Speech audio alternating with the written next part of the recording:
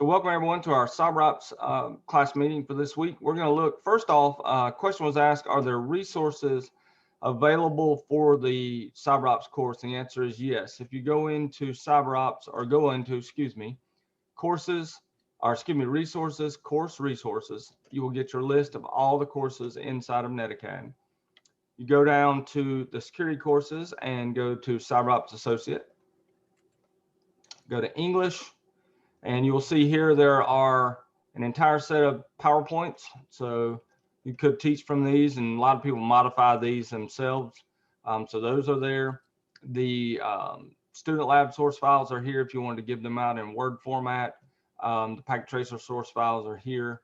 The VM environment. So when you start working with your students to load their VMs locally, you may want to give them this document so they can see some of the issues that can occur. There are instructor lab source files and packet tracer files that have answers to the lab questions that you have. So those are available. Would those be available to us as instructors, or as yes. students? Once you are accredited, you will have access to these. Good. You don't get access to it until you finish the course and you're accredited. But yes, they are there. And as soon as it downloads, you'll see how slow my internet is. As soon as it downloads, I will actually show those PowerPoints to you. I don't teach from them, but I know many people who do. I usually just teach straight from the curriculum, but that's me, and it's a it's a good start though, right? It definitely is. It definitely is. I want to, as we get started here, show you one item. I really don't know how this took place. And you know, we've been teaching Cybrops for some time. And Win, who is a classmate of yours, found the fact that this Win client that we have was not actually configured with the static IP address it was supposed to have. And I got to checking around, and for whatever reason, when our pods were built, we did not save the pod correctly. And the end result was this particular machine had on it a 169.254 IP address. Well, I went in on all 20 pods and fixed that last week. I actually had to create a new master for this particular client and then reclone this client out to every single one. But now you'll see when you go into the lab that it actually does have an IP address of 192.168.0.12. And so you'll have that, and it's available. I didn't set the gateway because you don't need a default gateway because they're all on the same network. So be aware that has been fixed. If you run into that problem and notice it did not have that IP address, it's been fixed on all pods now. The other issue that we've kind of seen is there is actually on this lab right here, I believe, and it may actually not be this one. Nope, it's not this one. It's the Nmap lab. On the Nmap lab, it asks you to go to scanme.nmap.org. Obviously, we can't get to scanme.nmap.org because these pods don't have internet access. So just be aware that when you try that, and that's in, pretty sure that's lab 17. It's one of the lab 17s. Let me go find it.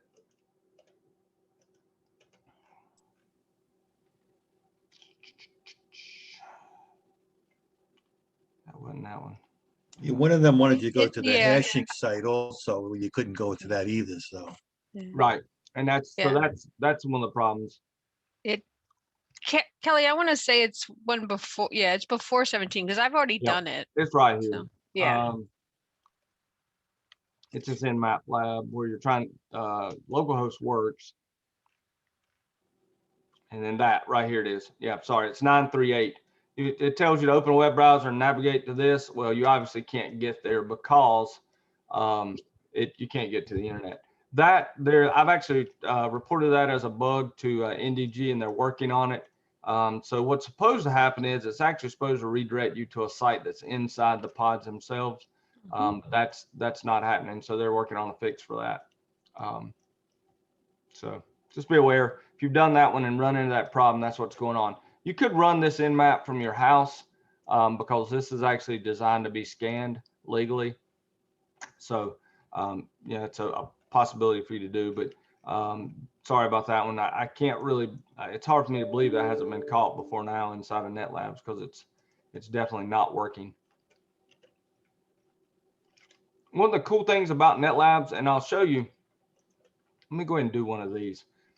Typically, if you launch the cyber range down here, it boots all of the machines. Well, if all the machines are not needed, then they will not be booted. So like in this lab right here that only has a single machine in it, only that one machine is booted. But some labs require all three, and some labs require a machine to be booted in the background and you don't even see it. Well, we think that's the problem with the lab 938. We think there's supposed to be a machine in here that's posing as scanme.nmap.org, but it's not booting up. So this is all three of the clients. So you should be able to get access between these. The workstation was correct. The workstation had the right IP address on it. But it was just the Win client didn't have the IP address. So again, I found it hard to believe that actually, as many times as we had taught using this particular setup. But the thing is, we do give the students the option of doing labs locally with their own downloaded VMs if they want to do that. So here are the PowerPoints, folks. So we're going to be looking, oops, wrong one. We'll be looking at 15 today. And so you can see that this is a basic PowerPoint that goes through, talks about, you know, what's in here, some of the best practices, gives you some talking points, and then kind of takes what's in the particular module and pulls it out. So any of those, it's a good way to do it, but I usually do it with just going through the curriculum myself. But those PowerPoints are available if you want to use them, especially too as a building point, so you can build from it if you want to. Somebody have a question in chat? I saw a chat thing come up, but I can't find it. Yeah, it was just me, Kelly. I was just asking anybody else if you were fading in and out on them, because you were fading in and out on me. I wasn't sure if it's my end or yours. I did there for a minute. I think maybe it's stabilized now. Yeah, he's back now. He's back. Mm-hmm. You can't keep him down for long. Nah, I don't know. I tell you what, I cannot wait to get faster internet, but I guess I need to go to work and do my meetings. It's just been trying to run Feed the things. hamsters some more. Feed the hamsters some more cheese. Exactly. So any questions about the NetLabs? Again, I apologize for that error on the Win client, but it has been fixed as of earlier this week. So I'm gonna do what I exactly asked you to do. Is when I'm done with the lab, please end your reservation so that other students can use it. We do have 20 pods, but we do have our two full classes of ITC, and we actually have some student classes using it too. So just be aware. If you get done with the lab and you're done early, just end your reservations for me. Okay. Any other questions? One part is to do the lab in NetLab, and then you have to submit it in NetAcad. Is that what you do? Correct. Yep. So once you get the lab finished, so if you had done that lab 938, you would upload it right here once it's done. So the only one that didn't upload was the skills one. For some reason, I don't know why it doesn't have a check mark next to it when you do it. You talking about down here? The skills assessment, the last. This one? Yeah, that doesn't for some reason when you submit it doesn't put a check mark next to it. I don't know why. It is set up to submit though. It just hangs in space. That's a file submission. I've got actually a submission. I won't say who submitted it yet, but I do have one already. So that should work. If it doesn't work, you can always email it to me. Just let me know. And I'll accept it as email too.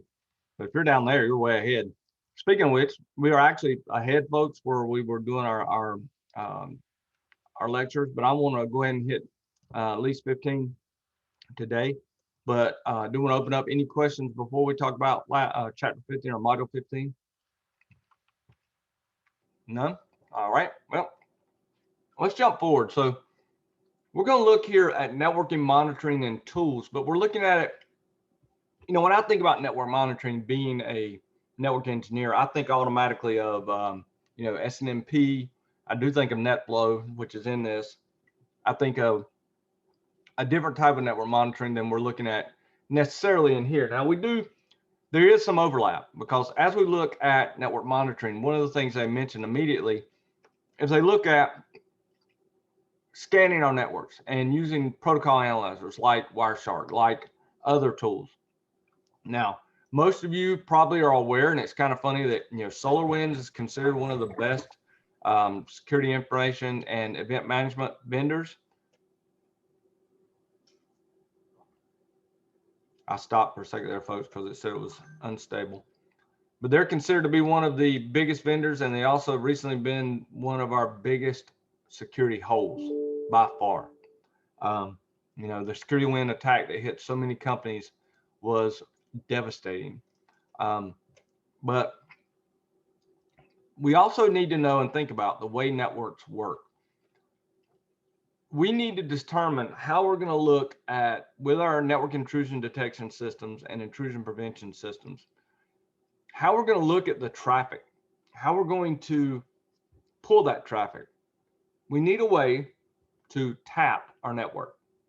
You can do that with a box of, which technically, really, honestly, it's like a repeater. It's just a repeater, so that you put it in line. It's wire speed capable. In other words, if it's a 10 gigabit link, it can do 10 gigabit. If it's 100 gigabit, it does 100 gigabit. Whatever, you buy your network tap to match your network speed.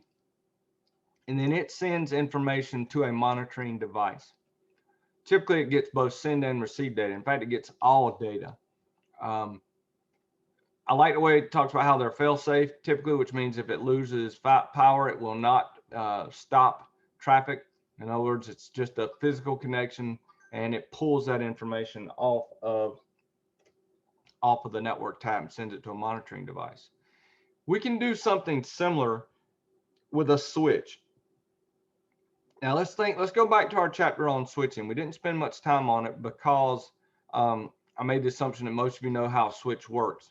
But with a switch, one of the key features is that it does not allow traffic from multiple ports to be seen if it's not from port A to port B. So in other words, let me go back here.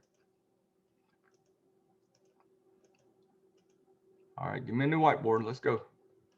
All right, so let's imagine we've got a switch here. So there's a little switch, happy little switch. Okay. And we've got a PC here, and a PC here, and a PC down here. Okay. So we got A, we got B, and we got C. So with a normal switch, a switch creates a MAC address table. So we got a table here. And so we've got the port, and then we got the MAC. So port 1 would have the MAC address for A, so MAC of A, then B and C, port 2 and 3. Now, honestly, when a switch first boots up, it knows nothing. And so it has to flood all traffic out, all ports except the port it comes in on. But once it learns through looking at source MAC addresses in incoming or ingress, by the way, I'll define ingress here. Ingress is anything coming into the switch. Egress is anything leaving the switch. So that's ingress and egress. But the way a normal switch will work, if a frame is destined from A to B, that frame will come in here, will come in and go only between these two. And so C will never see it. So if you're running down here and you're running Wireshark, you know, Wireshark's pretty much useless, because you're not going to see any traffic going between these two because of the way switches work by default. This is where the span port comes in. It's where we take this concept of a span port. And we're going to say anything coming in port 1 or port 2, send a copy of it out to C. That is the entire concept that is shown here. The idea that we need a way for this traffic, because of our normal switch functions, that would not be seen by the IDS sensor or the management server, we do what's called a span port, and we can span it and allow all traffic going in or out of that port will be duplicated and sent out your span port. You need to be aware that you have to be very careful not to over subscribe your span destination ports, because if you do, you can end up with traffic being dropped due to the fact that the port cannot handle the amount of traffic coming into it. So here's two 100 megabit ports going to a gigabit port, not a problem. But if you're trying to span 10 gigabit ports to one 10 gigabit port, you very well could over subscribe that span, destination span, and end up with packets being dropped. There is also a thing called RSpan, which allows you to span a port to a non-physical port that is on a different switch. So, well, it's a physical port, but it's on a switch that's different from the one the traffic's originating on. So you can use VLANs and send it over to a different port on another switch across a trunk link. Again, you just need to be aware that anytime you're doing this, it does create a large amount of traffic on that destination span port. So make sure you don't oversubscribe it. But that's how we fix the issue of switches not allowing machines that are participating in the conversation to see that traffic. So what are some of our tools? Well, obviously we've got our protocol analyzers like Wireshark, any kind of protocol sniffer. We've got the built-in TCP dump utility that is part of all Unix and Linux operating systems pretty much. In fact, when we look at the way Wireshark is working, you can just take PCAP files, or you can pull from TCP dumps and bring them into Wireshark and then look at them in a pretty graphical interface. So pretty common tool that's available. Netflow is an interesting tool because it is designed to look just at flows. In other words, it doesn't contain all the information of a conversation between two devices. It contains like source destination port, source destination protocols, those types of things, but it doesn't have all of the information. So it doesn't actually contain the data. And it's used more to look at trends and to look at how your network is being used and how conversations are occurring between devices or in-host on your network. Now, Cisco has a tool called StealthWatch. They can collect Netflow statistics. In fact, there are multiple Netflow statistic collectors, but they have to be able to do things like stitching flows together. So taking individual flows and putting them together if they're related. Deduplication, so that if there's a duplicate flow between clients, it will be removed. And then NAT stitching, so that it can figure out what's going on when a flow crosses a NAT-enabled device. Okay. Then now we're getting into our monitoring tools that are more networking security specific. And those are our security information event management tools and our security orchestration, automation, and response tools. Now, SIM tools typically are tools that collect all your information from your security devices that are being sent. So it could be your routers, it could be your firewalls, your IPSs, your ESAs, which are email security appliances, web security appliances. Everything sends their log events to the SIM software. It then takes those millions and millions of different pieces of information coming in and tries to stitch it all together and analyze it and look for known vulnerabilities and things that are following vulnerability characteristics. So using AI, using machine learning, these tools are developing to where they will look at all this incoming information. And then as a security operations center analyst, if you're sitting in front of your SIM system, it'll pop up and say, hey, something's going on here. There's an issue. You then can try to correlate that information. There's a way to pivot, what's called pivoting, and pull in all the information related to an event. So most SIM tools can actually say, okay, well, this particular event involved all of this network traffic and these network devices, and then pull it in and allow you to analyze it and figure out exactly what happened. And then you can even use it then to, once you've aggregated all that data, to create a report and do real-time monitoring and summaries and those types of things, so you can export it For instance, if a SOC level 1 analyst finds something, they can then say, hey, this is all the things I found, move it up to level 2, and have the level 2 analyst begin the remediation steps of what's happening. Now, SOAR is a little bit different because it allows you to do more of the investigation and enhanced data functionality. It starts using the true artificial intelligence to find your events. It tries to run playbooks that you build. In other words, if a particular thing comes in, so let's imagine we find or see malware on a particular machine, the playbook may be to then take and isolate that machine automatically. So we'll take the machine and say, okay, that machine's on port 7 of this switch. We're going to move it into VLAN 999, which is our remediation VLAN. And until that machine is cleaned up, it will not be allowed back on the true data VLAN.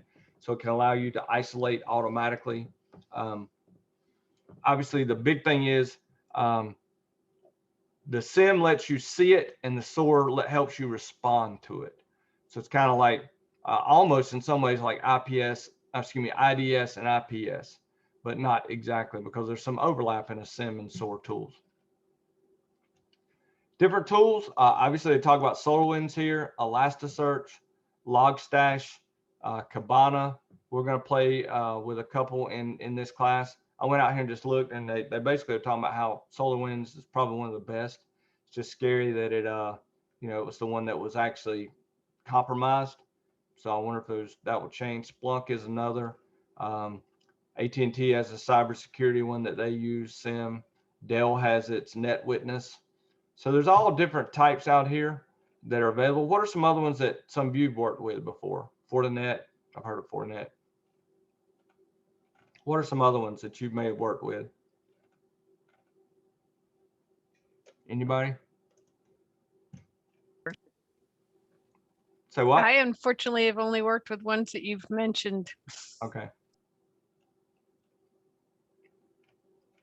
Well, those are, a lot of these tools, by the way, are not cheap. SIM and SOAR tools are expensive tools. They're also fairly complicated tools, because let's think about it. As you look at a SIM tool that's pulling all this information in, it's got to be able to talk to your devices. So there's got to be an underlying management network that pulls all this information in and stores it.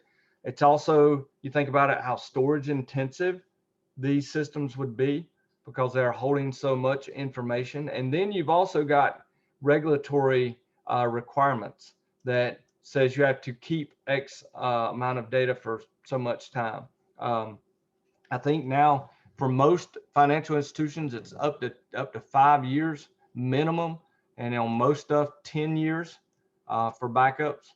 So you're looking at some data and creating enormous amounts of data with these tools. That's pretty much it, folks, for that little short chapter. Any questions on SIM tools, SOAR tools? How much setup is involved in configuring all your devices to talk to the SIMs? Well, a lot of them will talk maybe with syslog or with SNMP. It really depends on the device. It typically is just a couple commands in each device to make it happen. But you're also going to want a network, separate management network that traffic is going across, so that it doesn't affect your normal data networks. So it's not super complicated. It's just something you have to do on every single device on your network. And you got to think, it can even get to with most of these, and to make it work the way you want it to, you're also going to have an agent on every single device that touches your network, so that it can be monitored by your SIM tool. So every computer, every monitor, hanging on a wall that's got compute functionality, every security camera, if it's possible to have it, every IoT device would need it. So it's one of those things where it's not a hard thing to do. It's just pervasive. Other questions?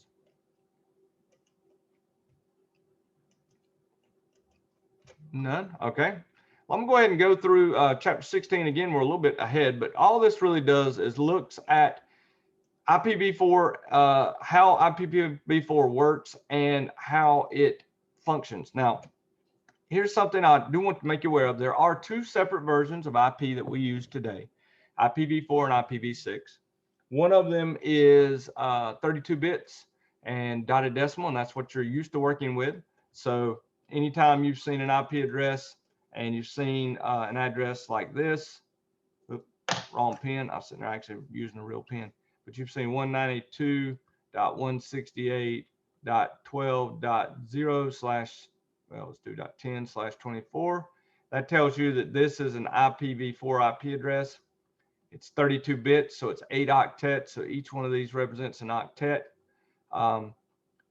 The other one is IPv6. And so if you've ever seen something like this, 2001 DB8 colon ACAD colon 1 colon colon 1/64. That would be the first IP address on the subnet, well, network 1, really subnet 1. And this is IPv6. IPv6 is 128 bits. And technically, IPv6 should have enough IP addresses for every grain of sand on the planet. IPv6 is, when you look at the headers here we look at an IPv4 header. And one of the key takeaways here is it's complicated. The header is fairly complicated in IPv4. We've got a header length. We've got a differentiated service control point that's used for quality of service. We've got a congestion bit thing here. We've got protocols. This allows it to tell what protocol is used at layer 4, which is the transport layer or above, and then source destination IP addresses.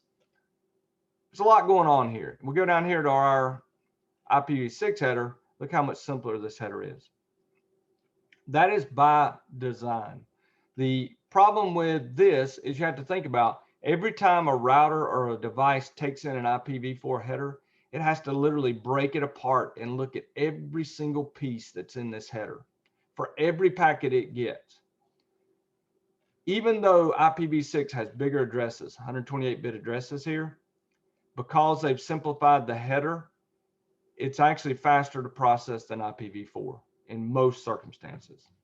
Okay, so they do have a way of traffic classes like the differentiated service control point. It allows you to do the DS field, which is basically quality of service. The flow label is how you can put fragments together.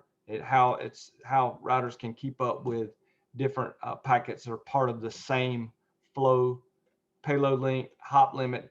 Now here's a great thing, and that's something, if you actually go up here, it's not called hop limit up here, it's called time to live. TTL, the beauty of IPv4 and IPv6, these are network layer protocols, and they have a time to live. So after 255, it depends on the operating system, but most of them are 128 to 255. But after it goes through that many hops, the packet will be discarded. That's different than layer 2, where we can actually get loops that never end because there's no time to live on a layer 2 frame. They renamed that to hop limit down here. Same concept though. It's how many different routers this particular packet can go through before it is discarded. When hop limit reaches 0, it's discarded. So I'm not going to go over the videos, but that's, I think the key takeaway here is that you have some pretty complicated headers. You also have, folks, some vulnerabilities that are built into this protocol. One of them is the use of what's called ICMP, Internet Control Message Protocol. Every time you ping something, you send out an ICMP echo request, you get back an echo reply. Well, hackers have learned how to use that to do a bunch of things. One is Nmap lets you use ICMP pings to do port scanning. You can use it to try to do a ping of death by sending a malformed ping. In other words, inside of the header for TCP a little further up on the protocol chain, there's 6 different flags that can be set. We can send one that has all the flags set and try to cause a problem. You got denial of service attacks because of the 3-way handshake. that are common. Here's an ICMP echo request, echo reply. You see if you spoof it, that victim keeps sending back the echo replies, but you do echo requests from 10,000 different machines that are bots, and the victim spends all its time answering actual non-packets or non-requested packets. This is why, folks, we can't ping many things on the internet anymore, because most people have set strict ICMP access control lists at their borders. They do not allow ICMP to exit or enter the network. Also, most even common IDS and IPS will see these types of attacks and will mitigate them, will start to block them themselves. Here's an amplification to where you go in and you use what's called a smurf attack. In other words, you're going to take and you're going to spoof a target and then tell the machines out on the internet and your botnet to send echo replies to a victim. Well, that victim doesn't actually expect those, and so it's overwhelmed by the echo replies. Most firewalls today will see this and will block it. And also, if you have an ACL at your exterior that's simply blocking all ICMP, it wouldn't work at all. So that's one way to stop that. Address spoofing, non-blind versus blind. Non-blind spoofing is when you can actually, by sniffing, find the MAC addresses and IP addresses on a network, and then use a tool to change your MAC address to make it match a server. A lot of times you will then denial of service that server and try to grab traffic. Or if you're smarter, you'll just try to grab that traffic and then forward it to the actual server so that it will respond, so that you're getting a copy. Here we have the spoofed address in the CAM table, which is that MAC address table. That, by the way, folks, is just another name for this table right here. So this is a MAC address table, or it's also sometimes called a CAM. Oops, I should have done that. Called a CAM table, which is content addressable memory table. So if you can get the switch to make it think that you are actually that machine, well, then you can actually receive its frames, and then you can do all kinds of things. How do you stop MAC address spoofing? Anybody know?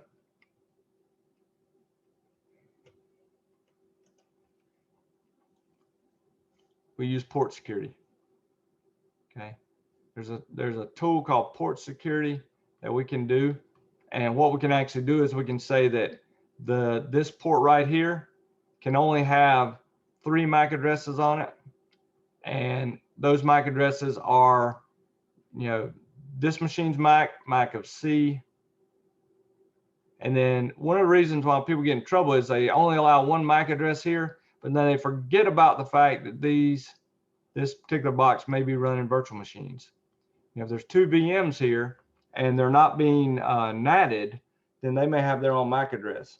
So sometimes you have to be careful when you start turning on port security that you don't break virtual machine capability on a device. But with port security, what would happen is if the hacker tried to connect to this switch, if they tried to take this out and put their machine in here, it would block this machine because that would not be the MAC address of B. Okay, so that's called port security, and something we commonly set up on all of our switches. Another way to do it is, look, they've got to have physical access to the switch. So turn off any unused ports and secure your physical devices when possible. Okay, questions about that? By the way, if somebody gets physical access to your devices, you're in trouble. You're in big time trouble.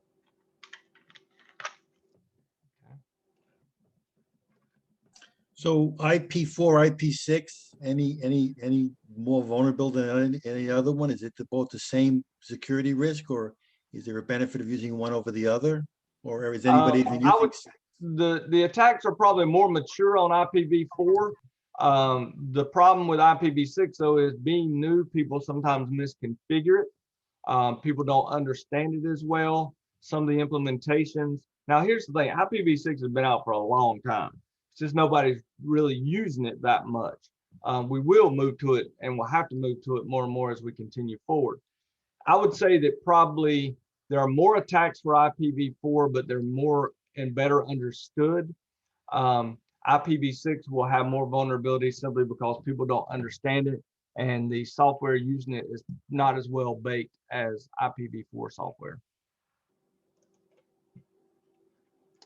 So here's up to layer 4. So we're looking at our TCP header. And again, here's those control bits I just talked to you about a minute ago, which are the urge, ACK, push, reset, send, and fin. These are how TCP controls guaranteed delivery of information between two devices. So at layer 4, you've got TCP and UDP. TCP is reliable guaranteed delivery. UDP are the user datagram protocol. By the way, TCP is transmission control protocol. I don't even know if they put that in here. UDP is user datagram protocol. But UDP is TCP's unreliable little brother. It's speed, not guaranteed delivery. So some of the things, here's the reliable delivery services. So anytime you do or need to communicate between two devices with TCP, it does a 3-way handshake. So it sends a SYN. It expects to get back a SYN-ACK. By the way, this sequence number, it sends that with its SYN. It expects to see that sequence number acknowledged. So 101 is the acknowledgement to the sent SYN. So it sends a SYN-ACK. Host B here is sending its sequence number of 301, and then host A will then ACK 300 with a 301. And at this point, you have a fully established connection.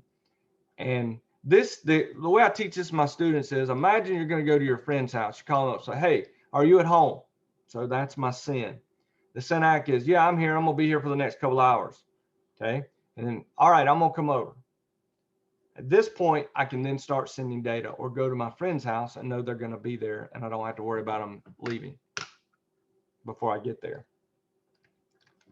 The problem is this same mechanism that must happen every time host A talks to host B can be used for an attack. It's called a SYN flood. You basically send a large number of spoofed SYN requests. The web server sends SYN-ACKs and is waiting for an ACK so that it can complete. At this point, at step 2, this web server has all of these what are called half-open connections. Well, there is a half-open connection queue limit. And so if you can send enough SYNs, spoof them. That web server sends a SYN-ACK and never gets back an ACK. That web server is unavailable. The good news is most of our modern firewalls can see this. And in fact, most modern firewalls today respond with an ACK to incoming SYNs for external hosts in many cases, so that it's actually taking a place and stopping SYN floods. A reset attack is you can send a fin. Now, fin is what I call when you I call it breaking up by actually talking to the person. So I send a fin, hey, this isn't working out for me. We're gonna have to end this relationship. B goes, all right, that's fine with me. Let's end this. And then an ACK. Reset is when you basically do it by just text message. We're no longer gonna work out. So a reset attack is when you just send a reset and it abruptly tears down a connection. This is how it should happen. But if you just send a reset, it can make it drop immediately. And what happens with many times in man-in-the-middle attacks is you'll try to send a reset so that the host that you're trying to become the man-in-the-middle for will then reestablish a 3-way handshake with your device as the device that's in the middle. And that allows you to do your session hijacking. Now look how simple UDP is. UDP has a very simple header because it does not guarantee delivery. There are still some attacks that are available with UDP, but they typically are just flooding attacks. So they're not obviously can't do anything with handshakes because no handshake takes place with UDP. Typical traffic using UDP is voice over IP, anything video, anything that needs fast delivery that doesn't work well with retransmissions. And folks, that's all I'm going to go over today, because if we look at where we're at, This is actually not due until March 21st.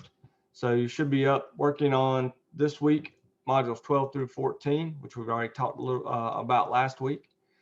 So any questions about the content today that we've gone over? None at all. Everybody's good. Ooh, I need to request more time. It's going to lose my reservation there. All right. Well, folks, that's all I have for today. I'll stop my share. Yeah, you're exactly right, Julie. If you get physical access, then pretty much you're done. I mean, there's very little. If nothing else, I just steal all your power cables. I mean, I tell people all the time that the simplest thing to do is steal your power cables, strip off the plastic, and sell the copper. You know, I mean, that's a very simple attack that it's pretty difficult to recover from. I mean, honestly. So that's those kind of attacks people don't think about, but that's something that if I can get to your device, you're in trouble. Oh, That's I one of the don't things. know. Go ahead. I mean, I think about how many systems that we brought in and out of the locations that I've worked at. We always had a big old box of power cables left up, you know, I mean, because. Oh yeah. But imagine if somebody walked into your closet and took every power cable there. So yes, I can understand what you're saying. I do have, and this is more of curiosity, and I don't mean to steal any thunder in the ahead that or what might be ahead, but in this course, do they, like, so far we've just really done definitions, right? I mean, there's not been any like this is what you would do as a security analyst.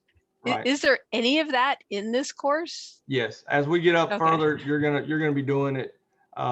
There's not a great deal, but I mean, well, think about what we've done here. If you did the Windows labs and these, there was a little bit there. But as we get on further up in here, you're going to be looking at, you know, the anatomy of malware. You're going to be looking at, you know, attacking a SQL database, actually decrypting using OpenSSL. So yes, it's here. It's up further, snorting firewall rules. It's all converting data. It's here. So it is up here. It's just, it's way up in the top part of the class. Well, the definitions are important because when you start looking at stuff, you need to know what you're looking at, right? Right. And what we're going to do is we're going to take SQL and we're going to actually take the SQL SIM system basically and look at attacks. So you actually pop it open, look at Kibana, look at all these things, and actually look at the different pieces of traffic.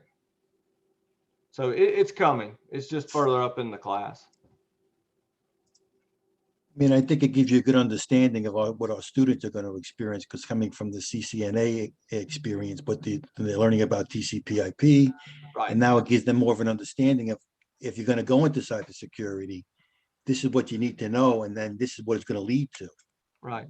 And I think, Gil, this is where it's talking about, you know, you're going to look at the SIM system, you're going to look at the query, you're going to look at what all these things are, you're going to learn how to actually query particular IP addresses and then try to pivot and find from there, you know, all the events associated with that.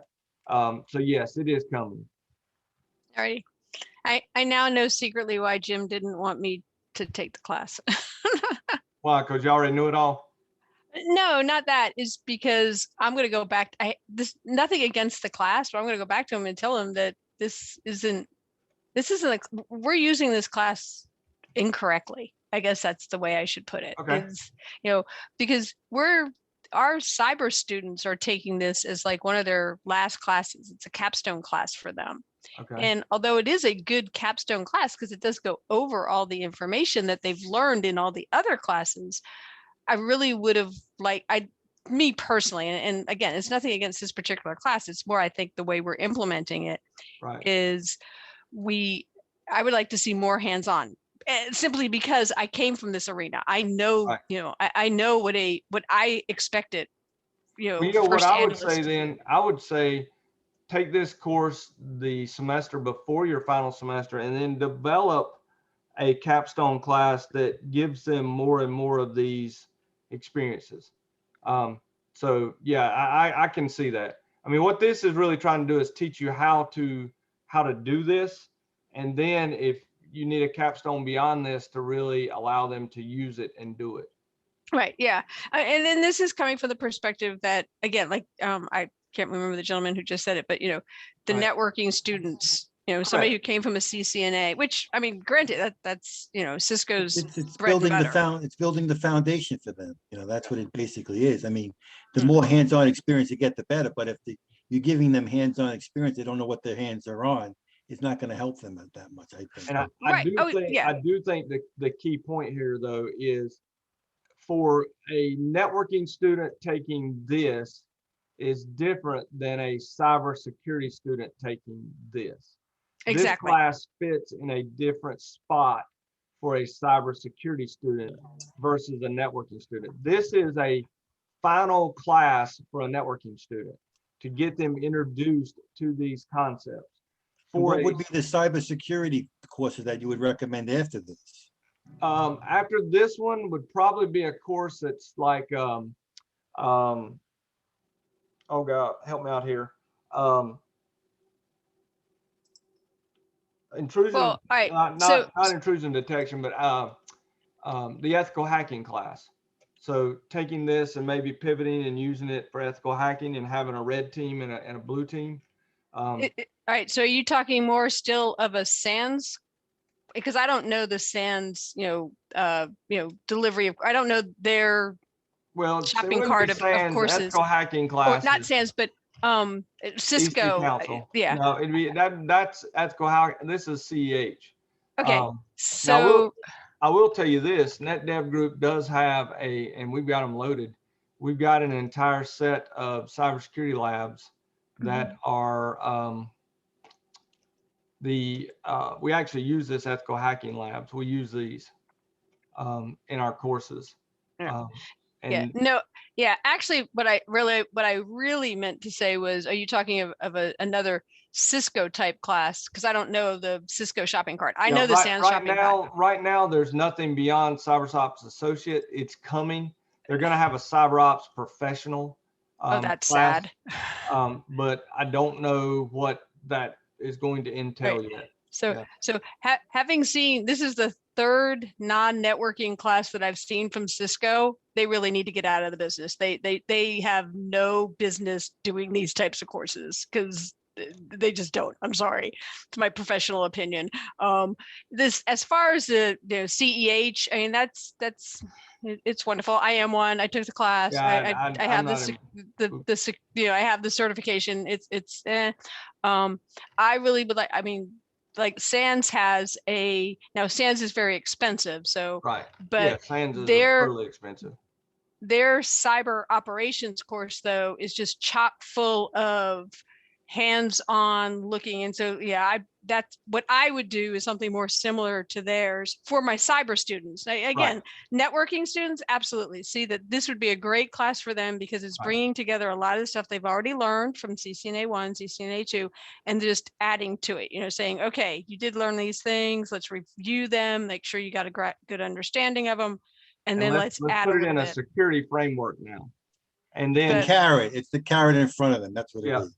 And then I agree with you completely, though. I think you need, from the cybersecurity, you need to develop a class that gives them multiple instances of that true, working, seeing things and actually using the tools to do what they need to do. Yeah, because see, like our students have already taken an individual class on securing operating systems and securing and then another separate class on securing networks. And so they've so it's interesting. Yeah, you may want to. How do I sign up for those classes? It sounds very, very good. Augusta Tech is heavily going online, so all you got to do is look up Augusta Tech College. And Augusta is a very good school. And I will tell you this too, one of the things I will remind you is I don't know if Augusta has net labs, but you can build custom pods. So you could build custom pods using the tools that are in these VMs to build your own setup, and build your own attacks and those things and do that. Exactly, and that's my overall plan. But yes, we do have NetLabs. It's not as robust as yours, although Jim was in our last faculty meeting. He was teasing that we had gotten some more funding to get more pods. Yep, I'm talking with him to figure some things out. Yeah, yeah, we're nowhere close to what you guys have, but we're running and we're getting there. So yep, and we're also implementing other, not just the Cisco on the NetLabs. Like I teach Red Hat we've got Red Hat, Palo Alto, we've got everything. Yeah, so we'll catch up to you someday, but we're still going to be your little sister. Oh, that's all right, understandable. Okay, folks, well, I'm going to end now. So if anybody has any questions, please email me, let me know, and we'll try to get you started and well, not started, keep you going. Thank you.